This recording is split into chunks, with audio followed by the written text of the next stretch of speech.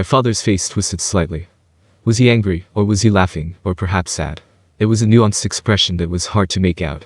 However, there was no severity in what he said next. There is no need to invade others. A strong army is a deterrent force. However, thoughtless intimidation will lead to conflict. It is the duty of a leader to gain information on other nations, strike a balance, and seek the growth of his country's strength. Do you think military might is unnecessary? No. Keno shook her head. Among the many races, the Rainbow Eyes making up 90% of this comparison, a nation of 5 million people was not too big. However, it was only because the surrounding countries were roughly the same size that a balance could be achieved. In the recent half-century, there had not been any large-scale wars in the nearby nations either. However, that simply meant that there were no wars of conquest. When a monster with great individual powers showed itself, that was when the fate of a nation would be decided, and depending on the circumstances, an alliance might need to be formed. For example, there had been over 50,000 casualties when a behemoth appeared, and the memory of it was still fresh in the hearts of many. Keno knew very well how important it was to gather the mighty together to deal with such opponents. You do not need to do everything by yourself. Gather the people you trust and borrow their strength. I am not unique in strength among the many kings of history, but even I have people that I trust. Even if one looked through the history of the royal family, one would probably only be able to find people comparable to her father, who had been hailed as stepping into the realm of heroes within its first generation. Therefore, gathering the strong and seeking strength that lies in a different direction from your own might be the right way. But what does that mean? Perhaps learning spells that make everyone happy might be one way to do it. However, this is a suggestion from your father. You cannot neglect your own strength.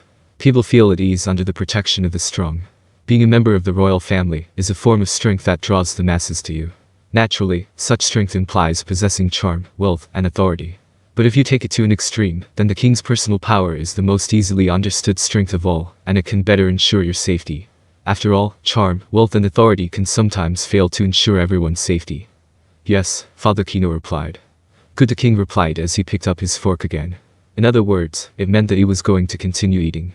Her mother also hastened to follow, and Keno began eating again as well. After they had finished, the maid served up 3 light purple drinks.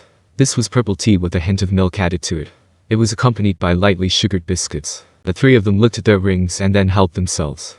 Keno, who had a sensitive tongue, sipped the tea that had cooled down. It was only then that she realized 2 people were looking at her. Had she breached some form of etiquette? Keno had no idea what was going on. However, this sort of thing happened from time to time. Keno would eat in silence, but they would stare at her. It happened more often with her father, whom she rarely got to meet. She tried glancing upward to take a look, but he did not look angry. So what on earth was going on? Keno tilted her head, or at least she did so in her heart, and drank her purple tea. She let the tea wash away the sweet biscuity taste which lingered in her mouth. However, drinking too much would be greedy. She could not misjudge the balance between tea and biscuits. Keno focused on feeding the biscuits and tea into her mouth in sequence, and her father's gaze left her. So what else do you have planned for Keno today? After this meal, we will be learning about magic in my room until lunchtime. After that, Balin-sensei will instruct her as usual. I see. In that case, let me sit in on the lesson today. I'm quite interested in how Keno takes her lessons. Keno could not help her surprise. This was probably the first time her father actually wanted to watch her learning. Her mother smiled, and the wrinkles between her father's brows deepened. What's so funny about that? I was wondering why you'd say something like that all of a sudden. It just occurred to me. There's no other reason. Alright. Then I shall quietly await your arrival, my king. There's no need to wait for me. I don't want to disturb Keno's education. I know.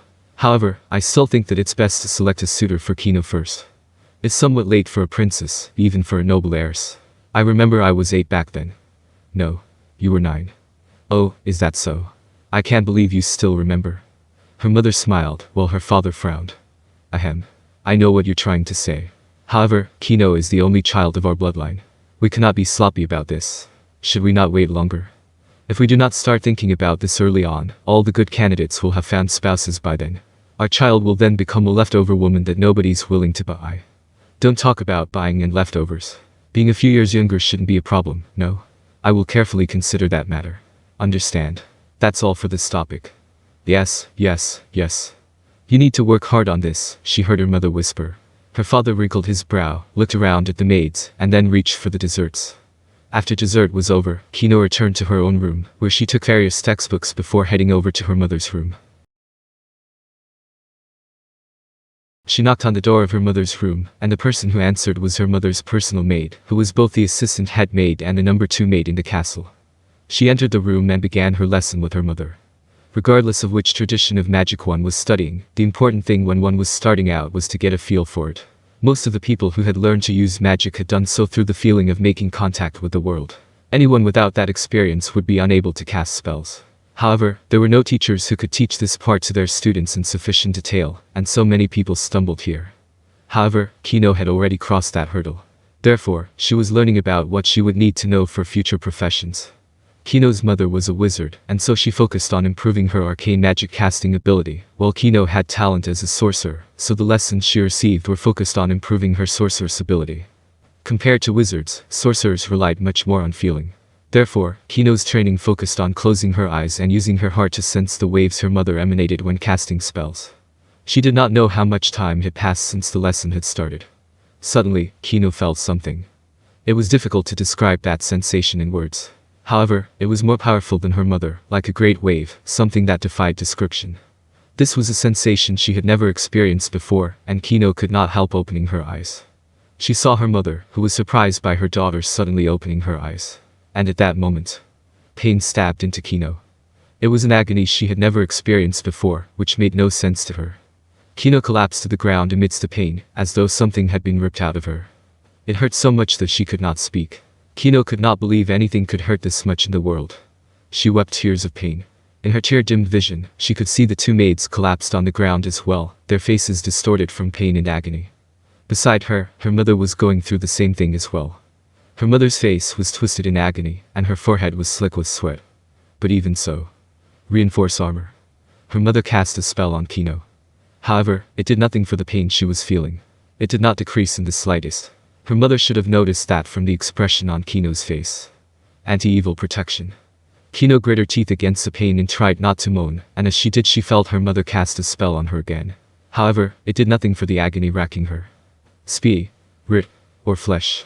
Undead form. As an advanced version of Mind of Undeath, this spell could briefly grant its target various properties of the undead, both beneficial and baneful.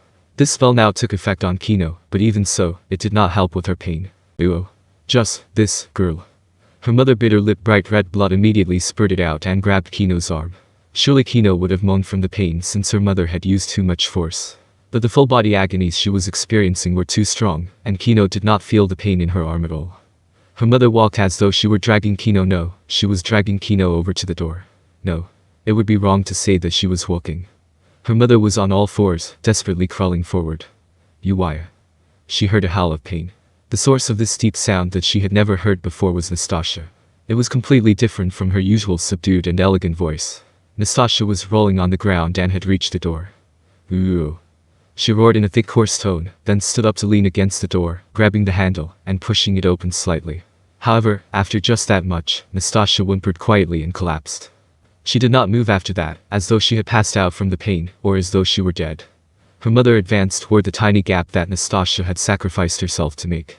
The pain coursing through Keno was enough to make a man faint or even die, and it was so powerful it even stole the strength to scream or cry. However, her mother was enduring that pain while still working to take her and run. Although it had taken who knew how many minutes just to travel a few meters, her mother showed no signs of giving up. The door opened slowly from the other side, and then stopped when it hit Nastasha's head. Her mother grabbed Keno's hand and tightened. Perhaps her mother believed that the culprit behind this incomprehensible deed was about to show themselves, but it was not to be. The person who appeared before her was her father. He looked like he had aged decades in an instant. He used his spear as a crutch as he moved in front of the two of them. My king. All right. Her father looked like he was suffering too. Even so, he had managed to come all this way here because he was strong beyond the realms of man. Throughout the city. Use teleportation. Understood. Her father's speech was broken as he withstood the tremendous pain.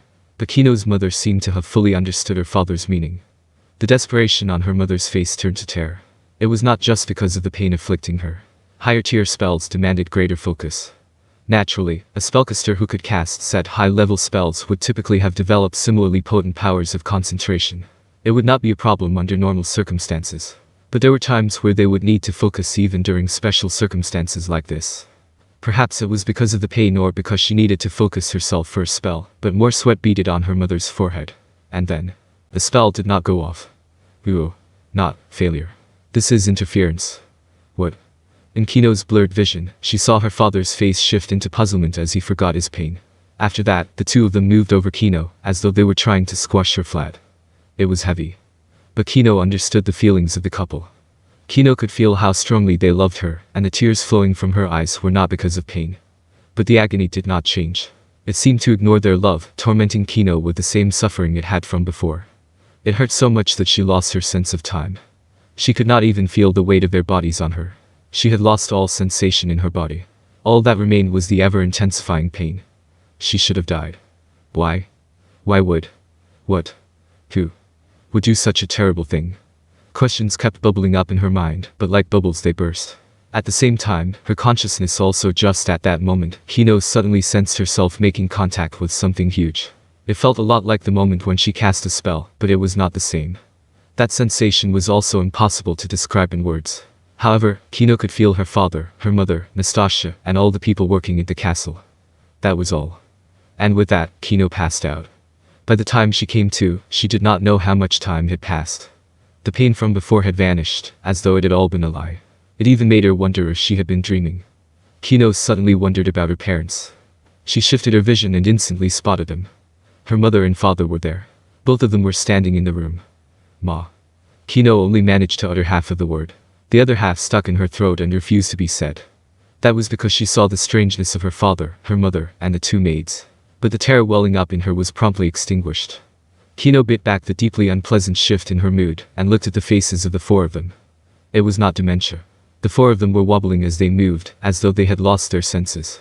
The way they did it strongly resembled a certain kind of undead being Keno had learned about during her monster lore classes. Keno touched her face. It was cold. She checked her pulse. There was none. She suspected that she might have felt at the wrong place, and shifted the finger on her wrist, but no matter where she checked, she could not find a pulse. Panicked, Keno looked around the room and found a dressing mirror. She looked at herself. At a glance it seemed as though nothing had changed. Yet there was one area which was completely different. It was her crimson eyes.